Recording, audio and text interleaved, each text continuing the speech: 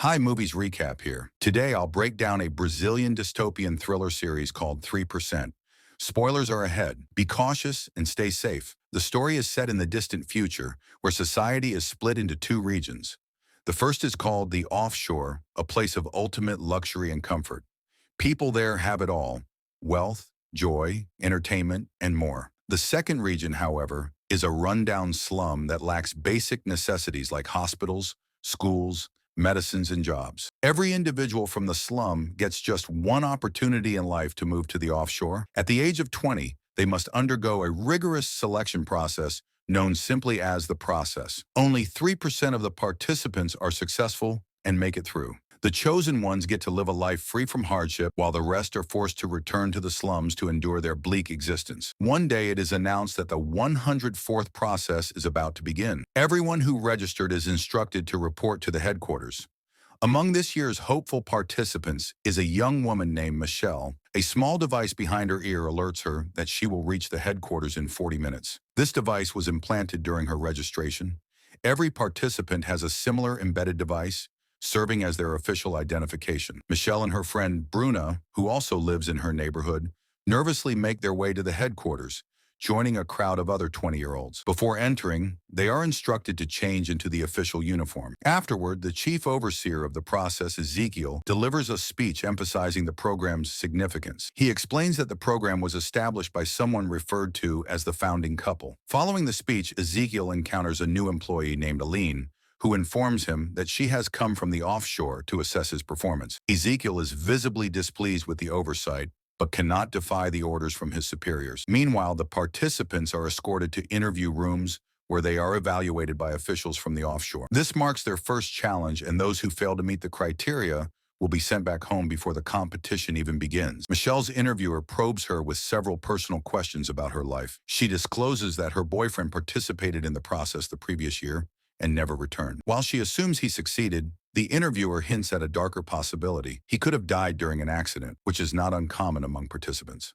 To assess her emotional attachment, the interviewer asks Michelle to remove a locket that holds deep sentimental value to her. When she complies without hesitation, she is deemed fit and advances to the next stage. Meanwhile, a participant named Marco confidently answers all of his questions. Coming from a family where everyone has successfully passed the process, his fearless attitude secures him a spot in the next round. Unfortunately, the same cannot be said for another participant, Alex. He confidently talks about himself for a long time, but is ultimately rejected because his responses come across as insincere. Furious, he accuses the competition of being unfair before being escorted out. Next, we meet Joanna, a reserved girl who prefers to keep to herself. Despite her quiet nature, her sharp intelligence catches the interviewer's attention, earning her a place in the next stage. Another participant, Fernando, is a disabled man whose chances of advancing seem slim due to his physical limitation. Yet his sheer determination impresses the interviewer. For now, the participants keep their distance from one another, unaware of how their paths will soon intersect. Meanwhile, in another part of the facility,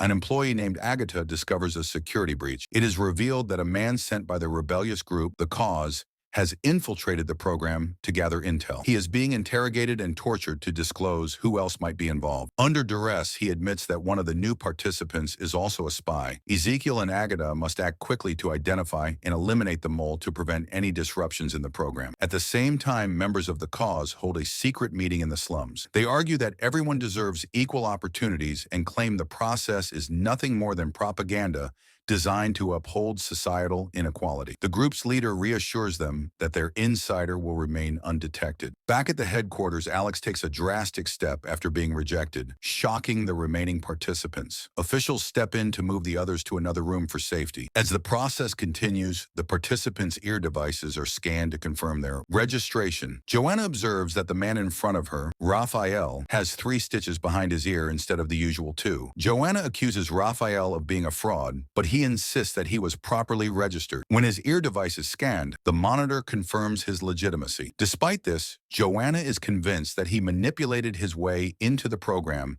but decides not to report him. Soon, the moment everyone has been anticipating finally arrives. They are brought into a room for their first task. In the center of the table, there is a pile of building blocks. The challenge is to use the blocks to construct 9 cubes within 10 minutes. As the task begins, Fernando struggles to reach the blocks due to his disability. Out of instinct, Michelle helps him grab some before focusing on her own work. The participants race against the clock, assembling the cubes as time quickly runs out. In the final moments, Michelle struggles to complete her last cube. Noticing her difficulty, Fernando assists her by combining the 8 smaller cubes she had already made into one larger cube. When the timer stops, Raphael is still short by 1 cube, so he slyly steals one from another participant. To everyone's shock, the management allows it, and Raphael moves to the next round. Joanna, on the other hand, exceeds expectations by creating 11 cubes and easily passes the challenge. Michelle also passes with her 9 cubes. After the game, Raphael becomes the center of attention. The others label him a cheater and gossip about him behind his back. Intentionally stirring up tension, Raphael provokes a fight and ends up getting beaten by a group of participants. When the fight ends, the same people who insulted him earlier now begin to sympathize with him, and his plan to manipulate their emotions works perfectly. However, Joanna sees through his act and confronts him. She offers to team up with him, warning that if he betrays her, she will report his suspicious registration. Meanwhile, in Ezekiel's office, Aileen is interrogating him about his management of the process. She is determined to uncover any flaws in his methods to strengthen her bid to replace him. To put him on edge, she also brings up his wife, but before more details can emerge, their conversation is interrupted. Meanwhile, Agatha discovers that either Michelle or Bruna is the mole sent by the rebel group. Both are brought in for questioning and pressured to reveal who is working with the group. Having been neighbors and close friends since childhood, the two are reluctant to turn on each other. Agatha warns them that if neither confesses, she will have no choice but to eliminate both of them. While Agatha briefly steps away, Michelle quietly suggests that they attack her, claiming it's their only way to survive. In a moment of desperation, Bruna agrees to the plan. When Agatha returns, Michelle suddenly betrays Bruna, leaving her to attack Agatha alone. In the chaos that ensues, Bruna is shot and killed, and Michelle is allowed to walk free. It is then revealed that Michelle is, in fact, the mole working for the rebel group. Despite her long-standing friendship with Bruna,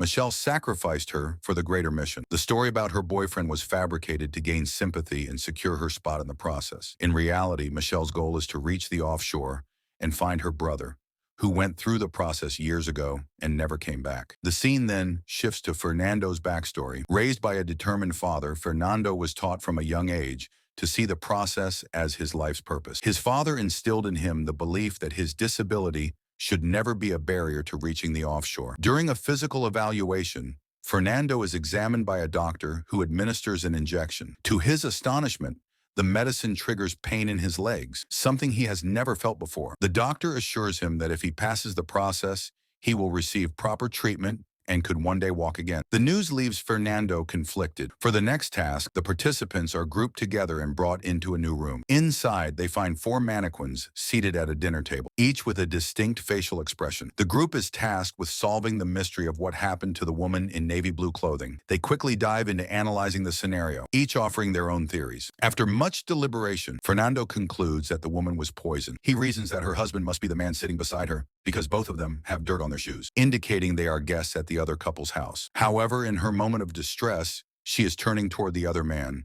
suggesting she might have been having an affair with him. Fernando theorizes that the affair led to her being poisoned by the wife who prepared the meal. This also explains the cold, expressionless demeanor of the hostess. Fernando's sharp deduction impresses everyone, and the group agrees with his theory, except Raphael, who objects. However, no one takes Raphael seriously, dismissing him outright. Ignoring the group, Raphael proposes a different theory. He suggests the woman is suffering from an allergic reaction to the silver cutlery. Raphael points out that everyone is wearing at least one piece of silver jewelry, but the woman in question has a glass ring and a wooden necklace, indicating she may be allergic to silver. As they search through the drawers, they find anatomical diagrams, which seem to support Raphael's theory. However, this still doesn't explain the emotionless expression of the hostess. At this point, Joanna, who has been quiet the whole time, speaks up. She deduces that the woman is blind, as there is no lamp on her side of the study table. To confirm her suspicion, the group checks another drawer and discovers a book written in Braille. Ultimately, Raphael's theory is proven correct. Despite solving the mystery, one teammate is eliminated for contributing nothing to the group effort. For the third round, Ezekiel enlists Aileen's help to monitor the participants,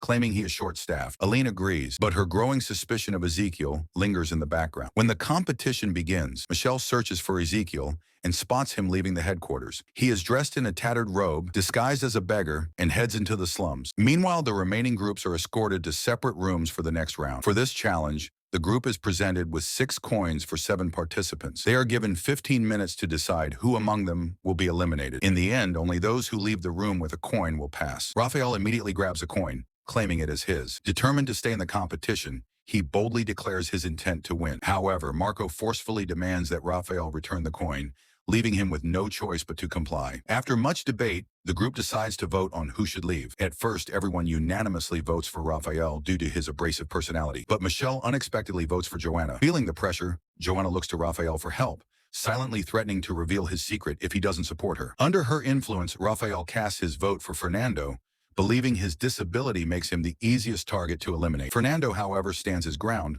arguing that the doctor promised he could receive proper treatment offshore, proving his disability is not a hindrance. After more heated discussions, the group agrees to let fate decide by drawing names. Outside, Aline continues to closely monitor Ezekiel's movements. Disguised, Ezekiel ventures deep into the impoverished city, but avoids stopping anywhere significant. Suddenly, he notices a camera glowing green, signaling that someone is tracking him. Realizing this, he quickly flees, dropping a load of fruit in his rush to escape. Since his face isn't clear in the surveillance footage, Aline must devise another way to uncover his secret. Back in the competition, the group switches tactics and draws ribbons to determine who will be eliminated. The participant with the shortest ribbon is out. In the end, Joanna draws the shortest ribbon and is disqualified. As the winners leave the room, one contestant discovers he doesn't have a coin. It is revealed that Joanna had stolen it during the commotion. Though she lost, she ensured someone else would be eliminated in her place. Her cunning move solidifies her resolve to do whatever it takes to succeed. Joanna confidently joins the rest of the group, her determination stronger than ever. She is ready to fight until the end to achieve victory. Subscribe for more content like this. Turn on notifications and leave a like to support the channel. Thank you for watching.